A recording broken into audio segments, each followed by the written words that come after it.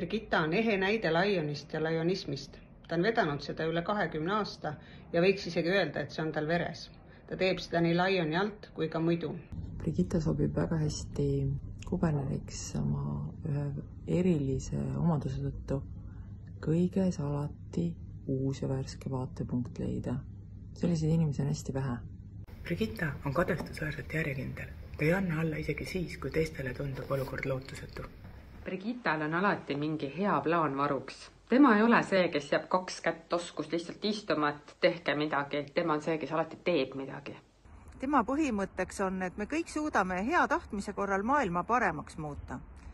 Suuremate või väiksemate tegudega see ei loe. Tähtis on teha asju hinge ja pühendumusega. Mina toetan Brigitta saamist järgmiseks kuberneriks, sest tal on paljude aastate lionismi kogemus ja uudsem nägemus, kuhu lionism järgmiste aastatega edasi peaks liikuma. Brigitta on lihtsalt äge. Oma ägedamad mõtted suudab ta kenasti ellu viia. Brigitta poeb oma tegudega sulle südamesse ja sealt sa teda enam välja ei saa. Miks ta sobib kuberneriks? Sest talle läheb korda kogu see Lions organisatsioon siin Eestis. Ta on eestvedaja uute klubide käima tõmbamisel ja nende leidmisel.